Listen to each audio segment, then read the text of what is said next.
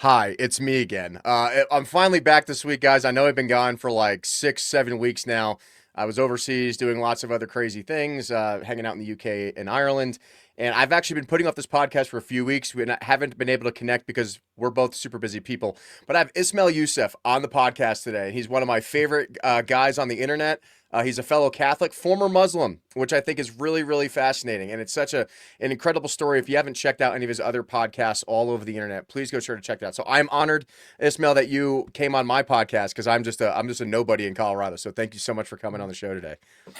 Thank you so much, and you're doing good stuff. You're not just a no one. You're actually trying to do stuff and change the world. So even if it's one small thing at a time, it works. Well, that's all that we can do is we can spread the word of the gospel and we can try to convince people that they're doing things the wrong way and they can follow the right path, so to speak. But your story is absolutely fascinating. So let's just, for people who don't know you, start from the beginning. Where did you grow up? How did you end up where you are now? Let's just get that all the way before we dive into the really really fun questions.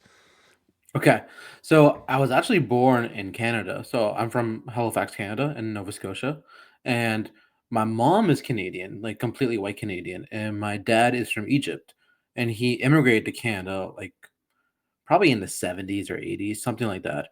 And he was actually a very good person. He immigrated, he came in legally into Canada, he integrated into society, and then he fell in love with my mom and they got married and they had my brother and then he had me. But something happened in my dad's life where he got very super religious and Islamic, and he took my brother and I back to Egypt to learn about Arabic and the Quran and how to have a Muslim life.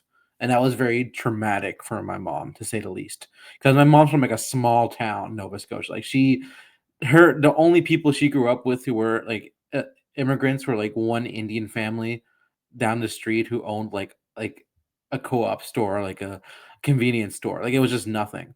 But before she knew it, she was in the middle of the Middle East, um, raising two kids, teaching them Arabic, a language she didn't even know that she had to learn by herself, and then teach it to us with my dad. And we were raised basically between these two worlds. So every summer we'd go back to Canada and we'd visit like the United States. We do a lot of trips to Boston and New York. We would go to Europe. We would see many different areas, and we're very blessed to do that. But eventually, there was a lot of like a culture clash that I witnessed, even from a young age. And I became quite devout in my Muslim religion. However, the older I got, the more radical I got. I started seeing events happening around me, like ISIS became a thing. Um, a major thing that occurred was the Charlie Hebdo attacks in France, where people drew pictures of the Prophet, and these ISIS members basically murdered them just for drawing a picture. And this was when my faith started to crumble because I realized that my morality was better than the morality of the people who followed Islam, like to the letter. And also, the more I read about the life of Prophet Muhammad, if you want to even call him a prophet, and more of what he did in his life, I realized at the age of 16 that I was more moral than this individual. So, long story short, I left Islam, and this happened when we were back in Canada. So I went to high school in Canada, and I basically decided to live a very nihilistic life and not really think about any religion. And I tried different philosophies. I tried to live a life full of like nihilistic hedonism. Sometimes I had a week of communism, which didn't last very long because that I never actually mentioned that, but I had a week of communism, and after reading some of like Karl Marx works, I was like, this is not going to work out. So I kind Yeah, of put that just a aside. light week of Karl Marx, no big deal. Yeah, and I was like, this is not good for society. So I would try different philosophies on every couple of weeks, and I was left with nothing. And I loved everything about the Western world.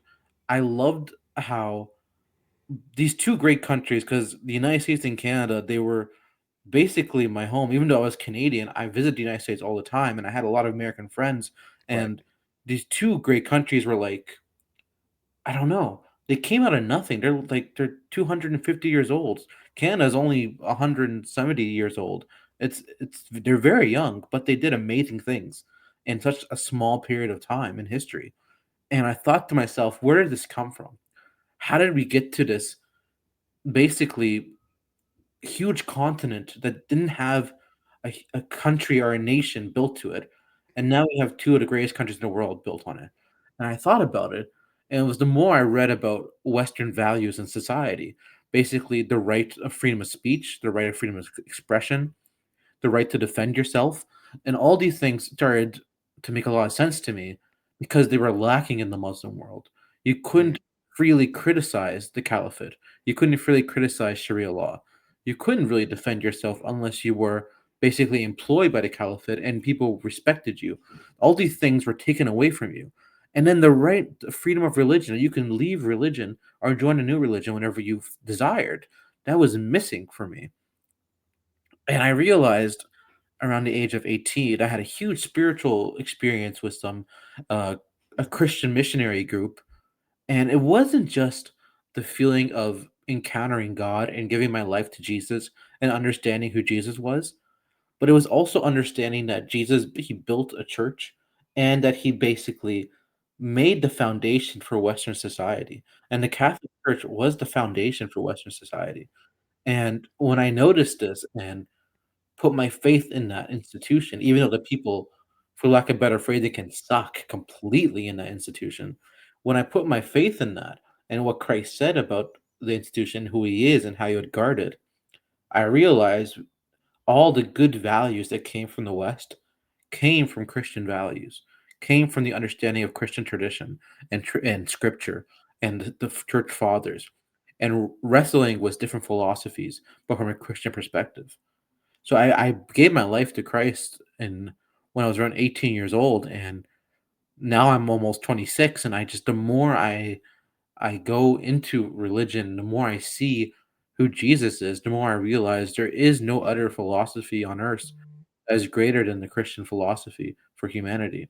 And really, it's not a philosophy; it's an encounter with the risen Lord, and it's I important. like that. I like that you said it's an encounter. I think that's a really important point that a lot of, Catholics really miss out on. So, Exactly. You can't just say it's like a bunch of ideas. It is a bunch of ideas, but ideas all come from one encounter. You encounter Christ, and then He changes your life.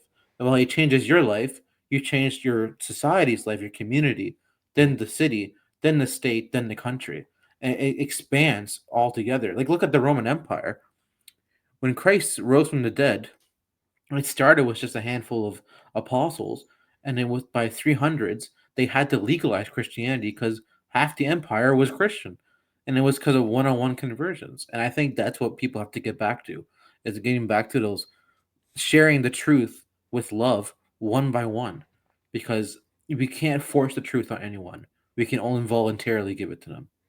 no, I 100% agree. And I think, for me, like I always grew up as a Catholic as a kid, but when your mom's forcing you to go to like CCD, so to speak, every Sunday, and you're like Hmm. 6 years old, you're like, oh my God, I don't want to listen about Noah's Ark anymore. I just want Yes. to, I just want to go play my Nintendo or something, right? And then for me, like, my faith, what some people know, like I kind of walked away. I had a lot of issues in the military when I was young. And I kind of walked away from the faith for a little bit. I thought it was fun going to the jam band churches and like, where there was like guitars and drum sets and like things were more fun. But for me, it was just like I just want to feel good in the moment. But then after that, you forgot about it, right? And then for Hmm. me, when I rejoined the military after I got off active duty, like several years later, I started walking it back and relearning. But I mean, what really transitioned me back hard was when I got deployed to the Middle East, right? And when I deployed to the Middle East, I had a very, very similar experience to you where you see how these people live. And like in the United States, even all through high school and the middle school, like, oh, there's like major religions. There's like Judaism and then there's Christianity and there's Islam and then there's Hinduism and Taoism or whatever you want to talk about, Confucianism. And everyone just like is happy go lucky and everyone, let's sing songs and hold hands. And I'm like, yeah, that sounds good, on paper in the US, but then when you go overseas and you see people getting zip tied and thrown off of buildings, Yeah. it really changes your perspective. Like Yep. I thought that the Islamic religion was a religion of peace and that it was only a very small portion of them that believe in all these terroristic ideas, and our government didn't help, right? I mean, after 9/11, we were always infused with this idea of like every Muslim is bad, which is not inherently true at face value. But then when you look at what they value deep down, like you said, the institution of Sharia law, And you start seeing the implementation, what's going on in Michigan right now, where you literally have people pledging allegiance to a different country outside of the U.S. who are now trying to take over government institutions. Even out here in Colorado, after the Black Hawk Down incident in the early 90s, where they killed 18 Special Operations Forces guys and Rangers and Delta guys, President Clinton actually resettled several hundred Somalians out in Greeley, Colorado, which is near to where I live. And they have been slowly changing the culture of this, American ranching, agricultural cowboy area, right? Because I want everybody to be able to legally immigrate to the United States. I think being an American is one of the greatest privileges we have. But there's a difference when you want to immigrate here legally and assimilate to American culture and hold those so-called base Christian values, at least that our government is built upon. And also Mhm. another thing you brought up that I thought was very interesting was, we have, separation of church and state. And it's like, well, we don't have separation of church and state, and we have freedom of religion, not freedom from religion, Yes. right? We have freedom of religion. You can practice whatever you want, and that's awesome. But we don't have freedom from religion, right? The Danbury Baptist letter that was written by Thomas Jefferson mentioned separation of church and state, and nowhere is that mentioned in our Constitution or Declaration of Independence, because those 56 signers of the Declaration of Independence and the constructors of the Constitution, even though some of them didn't all agree, they all agreed that these Christian-based values, and most of it was Protestants back in the day, believed in the framework in everything that built it. And even the original 13 colonies, most of them required you to sign a pledge that you were at least a Christian in order to even serve in Mhm. office, because it is important to have leaders. And actually, it was kind of funny. I was listening to Father Mike Schmitz the other day when I was in DC, and one of the things that came up was your obligation as a Catholic to serve in public life. And that was one of the most fascinating conversations, is because if you are a Catholic and you see all these things eroding your community, even if they're not Catholics themselves, it is our public duty to make sure that those morals and ethics are instituted in our local government, and in our communities, right?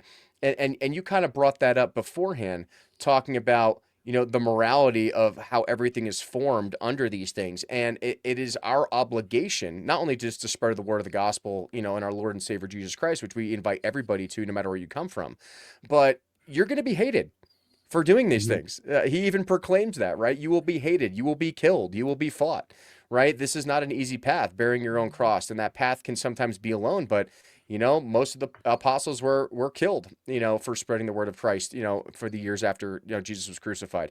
And I think that's, everyone wants to talk about the hugs and the free cookies and the coffee parties after mass, right? But they don't want to talk about the hard work that's actually involved. And you've seen that personally with your, not only your proclaiming of the gospel and being on so many podcasts and stuff, but you've seen that in real time, around your travels throughout the United States and the world. Yes. And I think something that was really shocking, actually, I was just in San Diego recently, and I was as shocked by the amount of Muslim immigrants who are in San Diego. Hmm.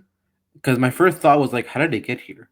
Like it's literally the opposite side of the world. Like maybe New York, like Atlanta, Florida, even, but San Diego, it was insane. They were everywhere, and to the extent that like even like where I'm from, like Quebec just banned Muslim prayers in the middle of the roads. You cannot pray a Muslim prayer in the roads now in Quebec, I mean, and unless the you don't rest want to of the get hit by a provinces. truck, that makes sense just from a base safety level. Yeah, they basically worded it as like all religions because they can't specifically say Muslims can't pray, but it was Right. targeted for the Muslims because what they will do is literally go out in the middle of the streets and start praying and Hmm. blocking the roads.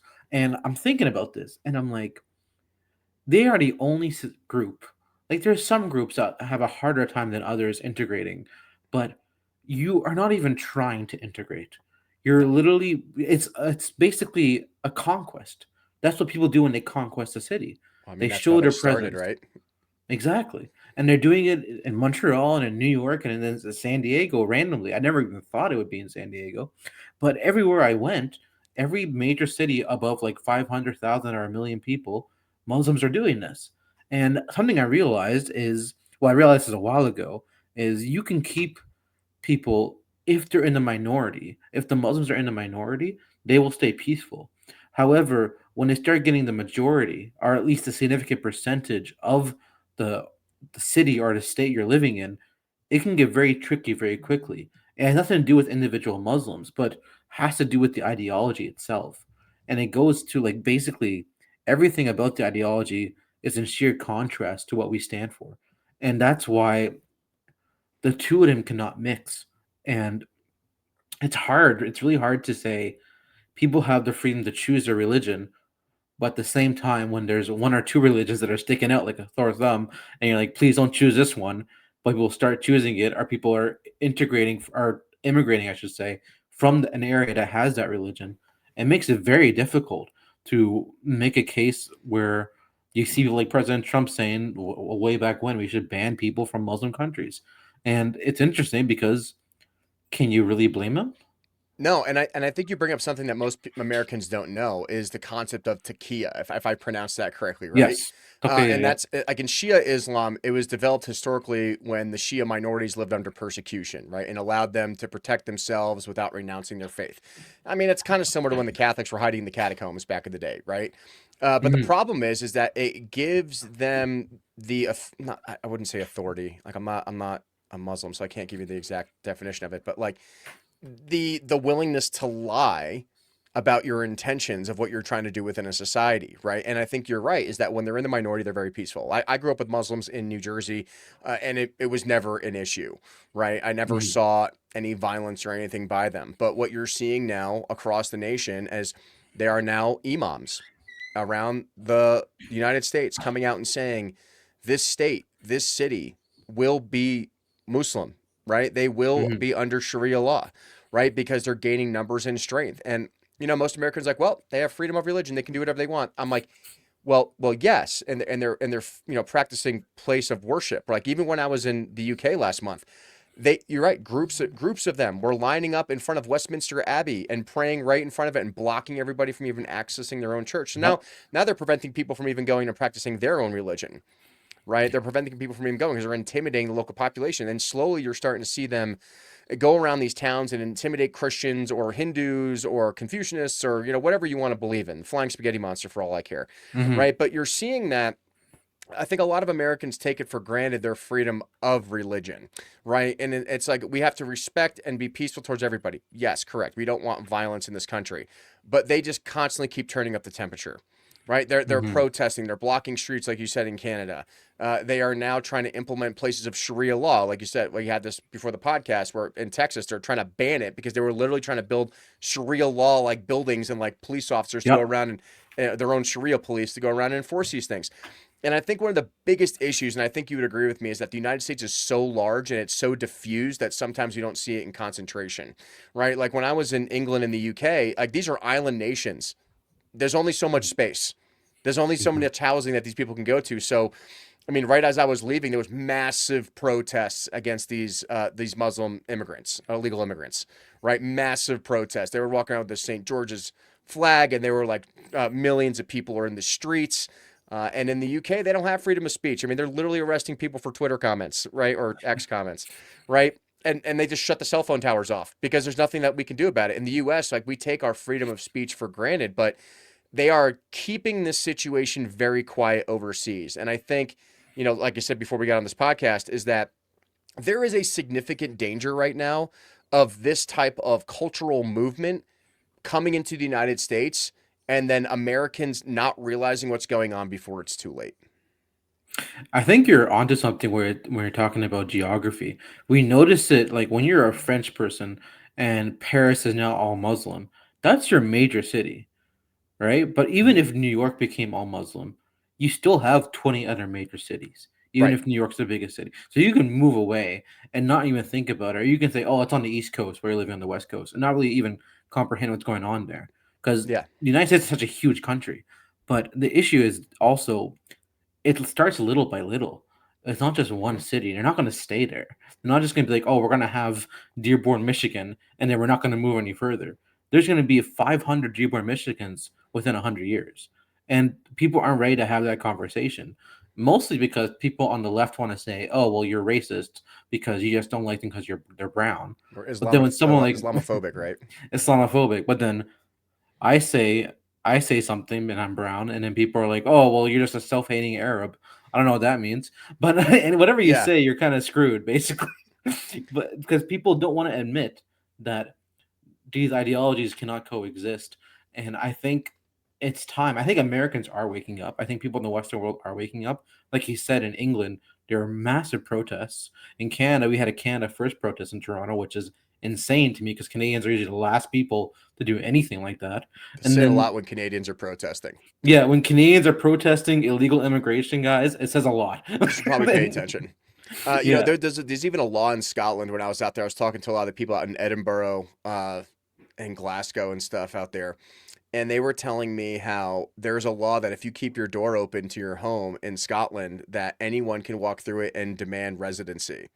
Right? So people are like out farming or like gardening or going to get the mail, and they'll see these African illegal immigrants like sprint over the jump the wall and get into their house just so they have to force to give them a bed. And then if you call the police out there to try to get them removed, they're like, nope. Well, according to Scottish law, you have to be able to quarter them basically and provide them food and a place to live. I'm like, dude, this is why we have guns in the United States. If you tried that in Yeah. Texas, like it's not going to work, right? Like You're not making it out you're alive. not, no, you're not, right? So, and that's an important thing to understand is that the reason why we have the Second Amendment in the United States, it's not for hunting, it's not for hanging out, it's literally for protection from the government, right? Hmm. It literally was designed to do that, and a lot of these nations do not have that, and you're seeing the effects of that. Like there is more stabbing and machete deaths and blunt force trauma deaths than anything else than in the UK and Ireland, right? And nobody wants to talk about that. But like I even said, like when I was out there in Belfast, I was getting followed by some of these illegal immigrants because I was walking by myself at night trying to get back to my hotel, right? And good thing I was able to evade them a little bit. But like I can't just call the police out there; they're not going to do anything, right? Yeah. And it says a lot about the governments too that they literally favor the illegals over the people who are the citizens. Like think about that. Imagine if you are Yeah. like you're a Scottish born citizen, your parents and grandparents have been there forever, and then some guy from Tunisia shows up and then just like walks into your house and takes it from you. You can't even defend yourself. Nope. And then your own government is against you, saying you have to have like, they have residency now. Yeah, That's and another thing I it's noticed too backward. is like, and I think like they don't make a lot of money in the UK and Ireland at all. No. Compared to the United States, they make like a third or half of what we make in the United States. And granted, most Americans are workaholics and they want to work like over 80 hours a week or whatever. But in these countries, they're limited. They can only work like 32 to 40 hours a week or whatever it is. Most of it's like government provided jobs or like the jobs are very slim to none. But unfortunately, what I was seeing over there and interviewing a lot of the service industry people, a lot of the locals, like even the Irish or the Scottish or the English, is that when these illegal immigrants come over the English Channel and they infiltrate into these cities, the government has to give them benefits. So they have to give them like work and jobs to do. So what they do is like they pull 5 to 6 hours from everybody working on shift in order to pile up enough like 32 hours minimum or whatever it is to give this illegal immigrant the government benefits. And now these people are making even less money when they barely can afford just to pay rent and buy food as it is, right? And that's Mhm. that's causing a lot of internal conflict with the natives of these countries. I mean, and you see it happen a little bit here, like some of the factory work or the farming work or things like that, and there's a whole process of illegal immigration in the United States where, for the most part, a lot of our seasonal agricultural workers from Mexico, like they do apply for the seasonal visas and then they expire. They don't renew them fast enough.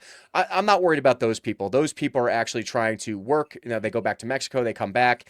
Sometimes they Mhm. overstay their visa, but at least they're applying for the visas, and we need to make sure that they have access to keep renewing those visas so that not that they have a pathway to citizenship, but at least in the future, because they've been following the rules, those processes can be expedited so they can become assimilated Americans, right? That Yeah. that I appreciate. But it's the people that are jumping the border illegally, that are staying here, overstaying their visas intentionally, that are actually becoming a problem on the public system. But like I said, we have 50 states. The United States is so large that sometimes we don't see it. But even the state of Colorado, we're in a $1.5 billion deficit, and a lot of that funding goes to funding for illegal migrants, right? And there's going to be a point where we can't. I mean, we can't afford it now. We just pull money out of thin air because money doesn't exist, I guess. But when you're seeing it in these smaller countries like Ireland and the UK, it is a massive problem because they don't have massive industries. Like I mean, I'm pretty sure that Nvidia stock is worth more than the entire GDP of Ireland. Oh yeah. Like you know what I mean. So you feel that impact way faster overseas than you do here. But at what point do we sit here and say maybe this isn't in our best interest? I mean, now we have like Representative Ilhan Omar or Rashida Tlaib. Like you have legitimate representatives in Congress now that are putting their first alliances to their home countries in Somalia or whatever it is over the United States and over the Americans that they represent. Like, where do you see that going? I think this might sound very dim. It's kind of too late, and we have to be ready that it's too late because Europe has already fallen. There's no Yeah. saving Europe. It's done. Europe is going to be a Muslim continent within 100, 200 years. That's being generous. 200 years is being generous because the fertility rate of Europeans, Hmm. they don't have children. No, I was actually Europeans, going to bring that up. they literally cannot. Number one, they can't afford it. Number two, they've been lied to about contraceptions and all this stuff that Hmm. they shouldn't have children by left wing liberal governments, and they have to bring in people to work because Yes. no one can do the jobs because there's no people, there's no Right. children. So they bring in all these Muslim immigration because Muslims have 8 kids per family, Yep. and what happens is within 50 to 100 years, the most common name in France is Muhammad. That's And insane to that's me. yeah. And That's then before insane. you know it, in another 100 years, there's gonna be no Pete's or Charles in England. That's it. It's gone. It's gonna be a Muslim state. And it will be run by Sharia law. And what we can do here on the other side of the ocean is look at it and prepare ourselves and be like, okay, we have to have more children. Like Hmm. that's something we have to do as Christians. Number one, we're called to go forth and multiply and spread our seed and have children. Number two, forget about Christianity, even from like a secular perspective, just looking out into what Europe has become.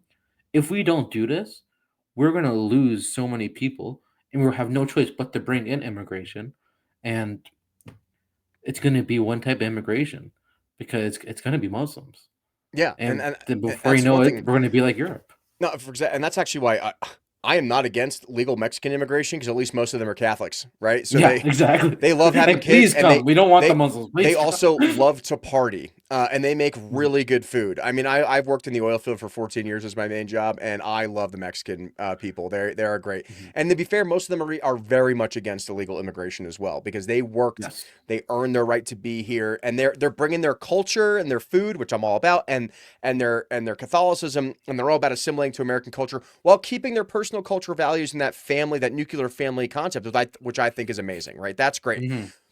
But what I've seen for most Muslim immigrants and illegal immigrants is that they only desire to wipe out our culture.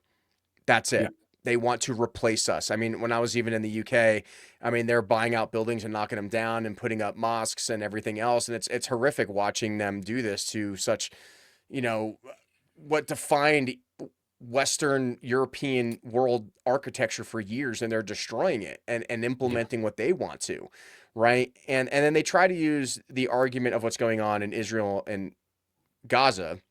Well, Mhm. these people are being oppressed and everything else. I'm like, yes, they are. And I will say, as somebody who's literally been in that area, I don't agree with everything that's going on there. I think human suffering towards children is horrific, and we should try to stop that at all times. But these people are taught from the age of 2 to kill us. Mhm. They are. And nobody wants to admit that, right? Nobody has seen it with their own eyes when you're watching children walk around beheading dolls and, burning American flags. We don't do that to our children here, right? So when naive children are brought up in this culture of hate, where all they are taught is to kill the Jewish people or kill the Christians, right? And nobody wants to talk about the Christian executions that were going on in Syria just several weeks Mhm. ago. Where they were marching them out on the beach and cutting their throats and bleeding them out into the ocean. Nobody wants to talk That about barely that. made the news even. That No, that but we barely even was mentioned. but look at this house getting blown up by an F-16, and we should feel bad for those people. And it's like, you got to understand, guys, that one, this has been going on for thousands of years. This isn't new. Unfortunately, pretty much since Baldwin the Fourth, which was the last Yeah. guy running the crusade down there. Bring him back, right? Bring him back from the dead. Let's get some metal Rest in masks peace. and go. I'm all for it. It's just how these people live, and I work in the army still, on the civil affairs side. And the three easiest ways to collapse a society in order to get them to assimilate to whatever you want is lack of food, water, and access to electricity or energy, right? And when you're Mhm. knocking out everything else, you're going to watch the society collapse in real time, right? And they're going to fight with everything they got. But here's the thing. You're more worried about a country overseas that is thousands of miles away from a place you will never go to, but you're not worried about what's going on down the street from you when your child is being forced to adhere to Sharia law or respect XYZ, as a Christian nuclear family trying to exist in the United States because you're told you're Islamophobic or you're a racist or any of these other things when, like we said in the beginning of the podcast, that is literally the foundations of what this country was built on. Like even U.S. versus Trinity Church, which I discussed beforehand, like that defined the U.S. as a Christian nation built upon Christian values. Even Yeah. our founding fathers said this Constitution only exists for a Christian people because they have the morality to understand how this is supposed to be implemented in society, which is like interesting about your story too, because you said like, you were raised in Canada and then you went back to Egypt, but even you said that your morals didn't align with the Islamic religion. So, I mean, that kind of reinforces what we believe as Catholics is that morality is given to us by God, not a government, right? Yes. 100, and most Muslims' morality. I'll give you a great example. So in 2013, the Muslim Brotherhood took over Egypt, and they wanted to enforce complete Sharia law. Yes. And the majority of Muslims in Egypt didn't want that Hmm. because they knew that if they had complete Sharia law, that they would be living in misery their whole lives. Like they were like, okay, maybe we can oppress the Christians or something, Hmm. or any other minorities, And take their but stuff. take their stuff. But now you're saying if I steal, I get my hand cut off, or if I start questioning, I start getting executed. We don't want that part of Sharia law. Yeah, So not that part. in our consciousness, we know what's real and what's not real. We Hmm. know what's from God and what's not from God. So even in Muslim countries, the only people who have really established Sharia law, like 100%, has been ISIS. Yeah. Yeah, Like, and even exactly. them, they had to make exceptions because even at that point, they had to ban the burqa in ISIS once because people were sneaking in and trying to bomb people in ISIS. It was a whole story in 2016. They like it was hilarious that ISIS in France banned the burqa like around the same time.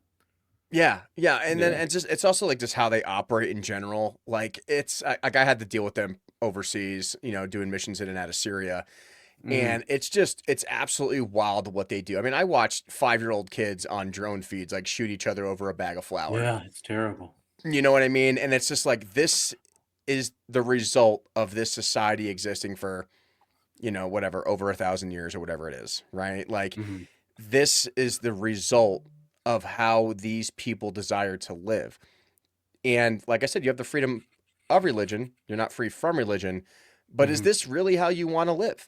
Is this what the America that you want to live in the free Western world? And like I said, we are the beacon of freedom around the world. That's why everybody wants to come here. But if you are giving up everything that people have fought for in this country in order to establish those premises, then where do we go from here? Because you might as well just go into complete anarchy and give it up to be divided amongst the nations that fight for it. And Yes. that is even described in the Bible, right? Nation upon nation. But do we really want that to happen? I would say no. No, I agree 100%. And I think I think actually what happened recently with the whole Charlie Kirk thing Hmm. has awoken a lot of people. I shouldn't say a Charlie Kirk thing. He was assassinated and we should address it that way. Yeah. And it really like made people wake up and see what's going on in the country and be like there is actually like not just a political divide but a spiritual warfare that's happening. Yes. And I saw that with people who are actually celebrating his death, Which is and these wild. people who which is yeah, That's whatever wild. you have politically is that's insane in my mind, that someone dying you can celebrate. And these people who are celebrating his death are usually very left wing, and that ideology is aligned with Islamic ideology. And the people in the middle are people like us who are just saying, "Hey guys, let's think rationally here. Let's defend ourselves from ideologies like this. Let's have a country where it's sustainable and people can have the freedom of religion and the freedom of speech and expression." And people are saying that that's we are the insane ones, even though the Yeah. two people who are aligned with each other are literally like in sheer contrast with each other. So in my mind, it has to be a spiritual war. It has to be, right? And because I think I wouldn't say a breaking point. That's a bad way to say it. Turning point, not to be, not to use the terminology of the organization he ran, but it's at a point where he had just was preaching about the gospel prior to it. He was assassinated. I had just landed in D.C. when that happened. Everything got shut down. It was absolutely insane. And Hmm. but here's the thing is that our entire country was built on the premises of we can speak about ideas and not be violent towards each other. And the second that he was assassinated from that, I sat there and went, everything that this country stood for right now is starting to collapse in real time because Yeah. that's what we want in this country. We want to be able to speak our ideas, right? And it's like, yeah, you want to know what? You do have the freedom to speak about racism or whatever else it is, or racial slurs. Yeah, we do have that ability. You don't have the freedom from consequences, though. Right. And I hate the Hmm. people that try to make the argument, oh, Charlie Kirk was a racist, everything else. Well, obviously, clearly, you've never watched any of his debates or anything else because that's not accurate. If You know, he's a when racist, then I'm screwed, man. That's all I'm oh, gonna yeah, say. I know, right? And it's like, well, Yeah. yeah, let's not chat then. Because it's like, even when it's like, oh, well, he said he wanted to get rid of the Civil Rights Act and women Hmm. shouldn't vote. I'm like, you're taking that completely out of context, right? If you Yeah. actually listen to the entire debate, he explains how, yes, we want to make sure that you are not judged upon the color of your skin, right? And you Hmm. have access to everything else. But that was used to infuse more leftist liberal ideologies such as DEI, and then people took advantage of it in Title IX. And now we're dealing with the transgender movement in the United States, which is destroying our ability to have children, right? Yeah. And it's taking away from those fundamental family values. Because like, look, I have nothing against the LGBTQ community. You guys can do whatever you want as an American as long as you're over the age of 18, right? Yes. Stop messing with the kids, right? But let's be honest, 50 to 100 years from now, who are the only people that are going to exist from that generation? It's probably the people having kids, Hmm. right? And the people who are having kids probably more focused on monotheistic religion and cultural values that align with that, right? So you're free to eliminate yourself from society as an American. Go ahead, from the genetic standpoint, right? But you have to understand is that everyone says, "Oh, we're about a democracy." It's a democracy. Well, a democracy is 51%, and you're telling me that the 0.0001% of the population is dictating how the laws and everything are implemented in the United States. Well, that's not a democracy then, right? And we Yeah. and Exactly. no offense, we don't live in a democracy. We live in a constitutional republic. So even more so, right, is that the majority of people in the United States, right, have some type of monotheistic Christian belief system that just want to have families take care of their kids, go to work, and just be left alone. I mean, that at the Yeah. most Exactly. generic sense of it, right? So that if that's the majority of people, then why are we allowing small groups of people with very dangerous ideologies to infiltrate everywhere on the premise of, well, they're a minority and have to have a voice?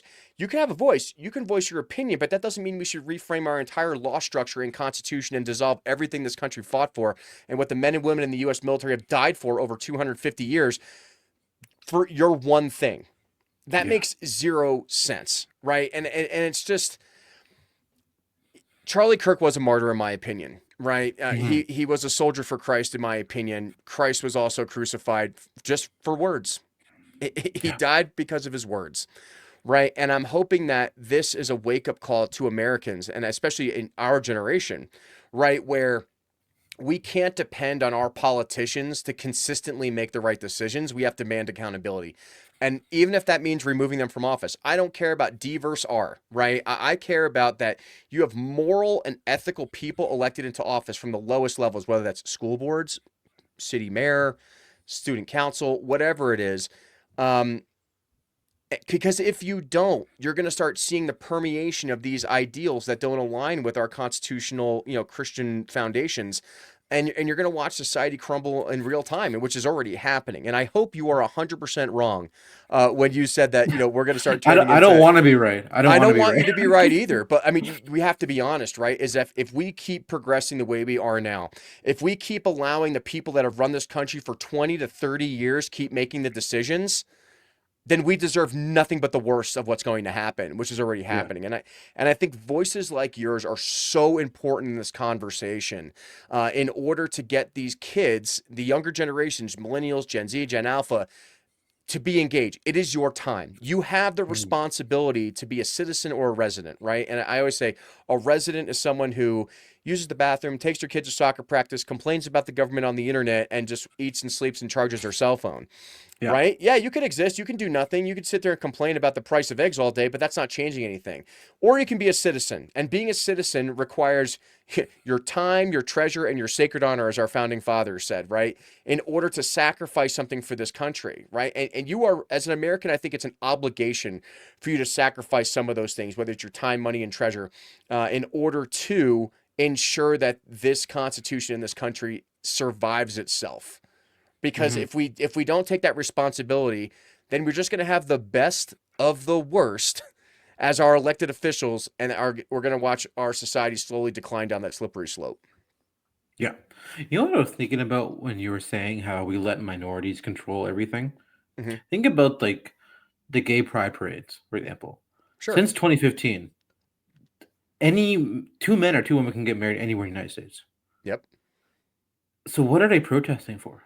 I don't know, because I mean I have gay friends, and most of them are most of them are fine. Like they just like, oh yeah, that's the group of our gay friends that make Yeah, us no, look same. stupid, Like I have gay friends right? too, and they're like, I don't want anything to do with this. So like, what? But they're always like protesting for their rights, and I'm like, you do know What you can go get married. You can like, no one's bothering you anymore. I always tell people, I'm like, so what rights do you not have that are being oppressed? I'm confused. Are you asking for the right to take more of my tax dollars to fund your stuff? It's the right I'm not to against make you that. gay. That's the right. It's the Yeah. right to not make you gay. Yeah, like I don't Yeah. understand that argument. I'm like, dude, we live in the US. You understand that, right? Like tell me Mhm. what rights you don't have. Yeah, I mean, you can exactly. pretty much do whatever you want in this country, which is insane. Like try to go to any other country and pull that. It's never going to happen. Mhm. Ever. Like you will get I mean, you go to England and put out a bad X tweet and you're going straight to the station. And that's all over Yeah, the like TikTok exactly. and stuff right now. People are like, "Hey, you put out the tweet that your neighbor over there was that's a Canadian accent. That was really bad." Yeah, I don't know where you're But you going know, with that, but it's like, yeah. "Oh, okay, I'll switch to Scottish. Like, oh, you put out the tweet over there and you offended your neighbor, so now we're going to arrest you and bring you down to the station until you apologize." It's like, what is going on? Hmm. What is going on? Yeah, can Yeah. you imagine if that happened in the United States? I mean, we had some of that during COVID, right? You saw the oppression of information and things by the government, It which I was think was a nowhere near as bad though. Like no was near as bad. But I mean, can you imagine if that actually happened here? I think there'd be riots. Yeah, yeah, riots absolutely. At So, but least. also, At least. speaking of riots, how many riots were there because of the Charlie Kirk assassination? Negative. There is I didn't none. see any. I just saw people having vigils and prayers, but then you see all these other people, the illegal immigrants or all these other groups that claim to be oppressed, and they're burning down police stations, burning cop cars, getting pepper bombed in the face. I'm like, we are different. We are not the Mhm. same, right? Yeah, We are exactly. definitely not the same. That right there shows you completely. Not only did nothing happen, no riots happen, they were celebrating this man who got assassinated. And then when something else similar happened to them, which, if anything, I don't want to say too much, I don't want to get canceled here, but if anything, the two people are not equal, the entire country's on fire. Yeah, I mean they built statues and like painted murals of like even like George Floyd and whatever else, and it's like okay, they buried him in a golden casket. Like okay, do whatever you want. Like it's America, Mm. But like they Why, destroyed why are like you for burning down the Walmart? I don't. I don't What? yeah, like you need the Walmart. When I was in Isla in Scotland, they're like, we really wish we had the Walmart because at least I could go get some stuff. Every time something breaks here, I have to go back to Glasgow and go get all of my stuff, because it's like a 6 hour trip. It takes forever. I have only one car Yeah, out here. Like Americans have no idea how good they have it that are like, oh, I need to go to the store and get something in like 20 minutes and you can get it or like an Amazon drone like drops it off at your house. Like that yeah, doesn't exactly. exist in like any other country but the United States. Like it's wild. Like please, if you're an American, go travel. Go. I Mhm. even have people at where I work that are just like, I can't take how much Trump is a fascist. I'm moving to Germany or France. I'm like, do it. Go. Just go ahead. Like, let me know how that works out for you. Like, I think you watch too many Disney movies. Like, it's Mhm. not.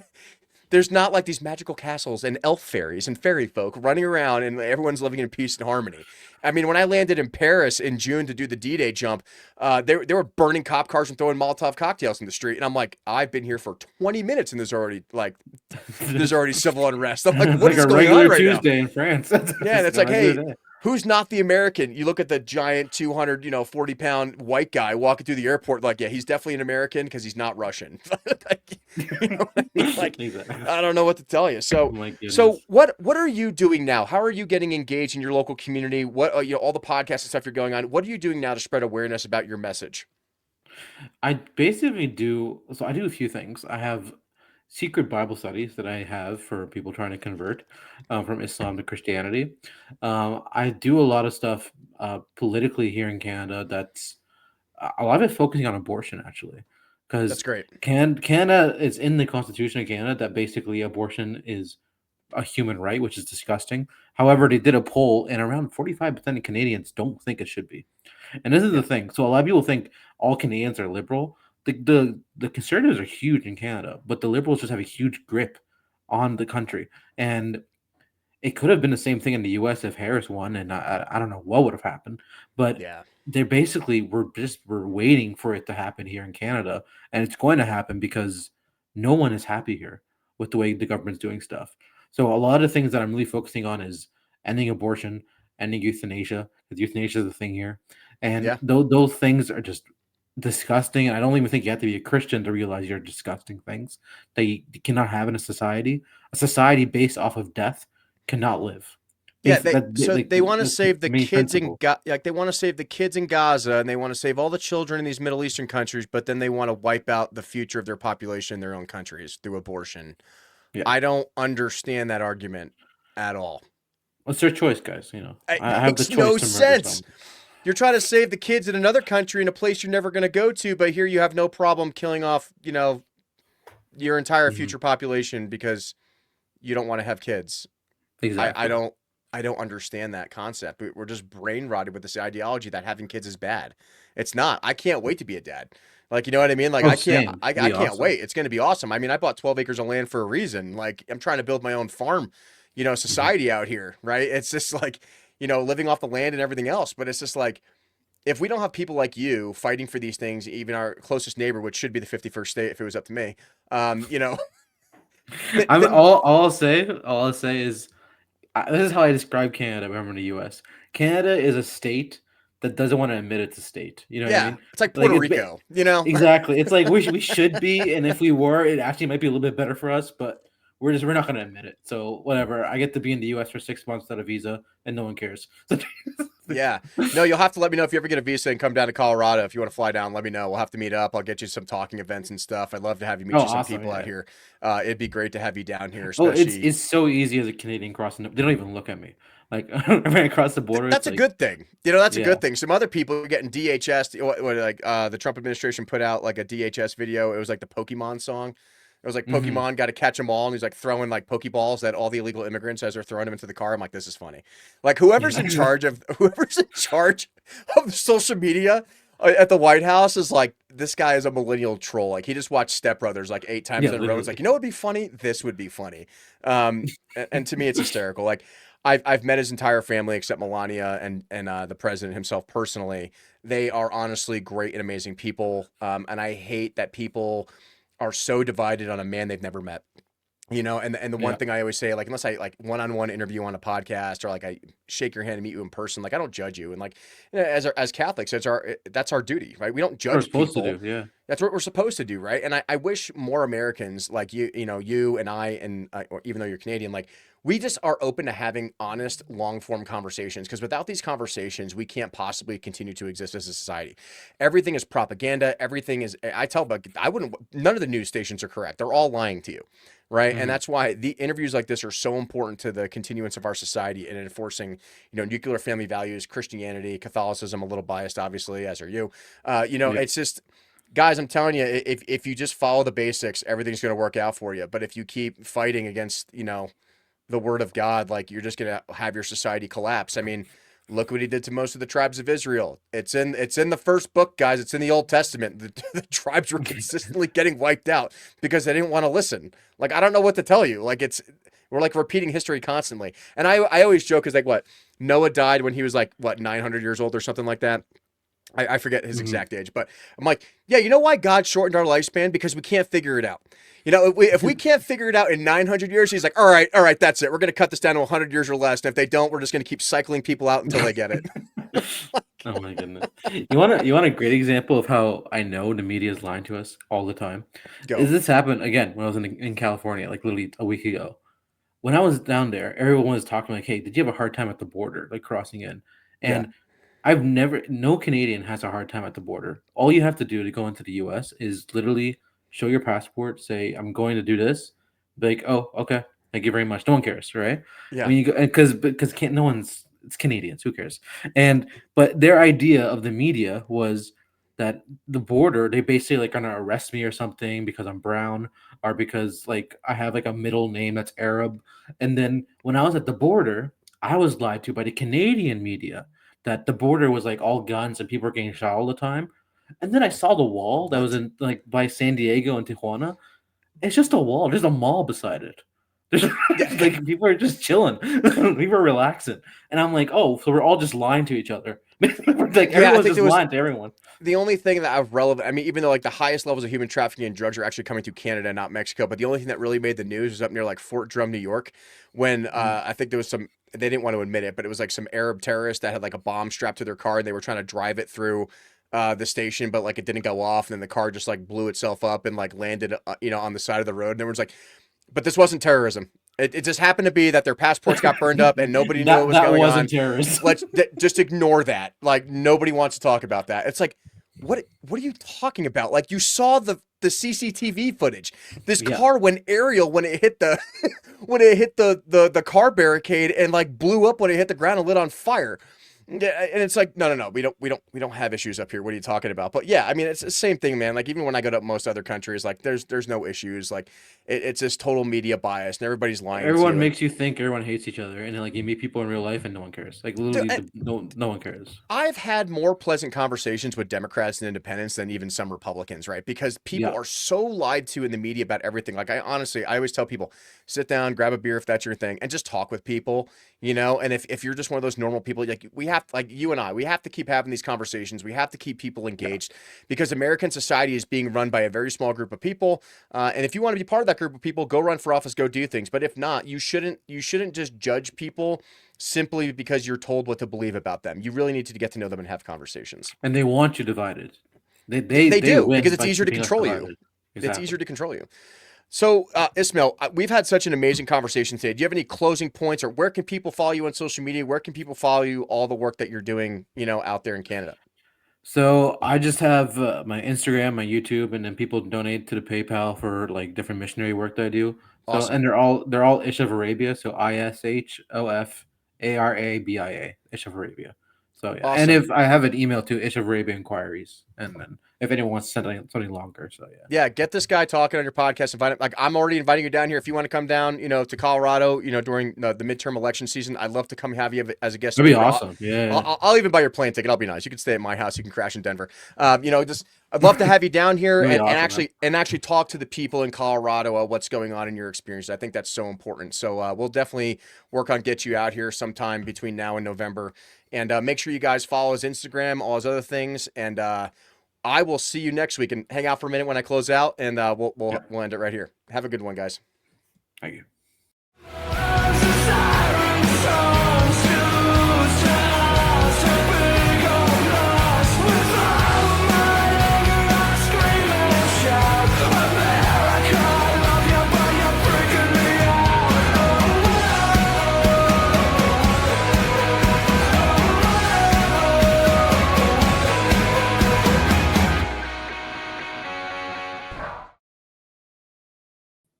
Dude, that was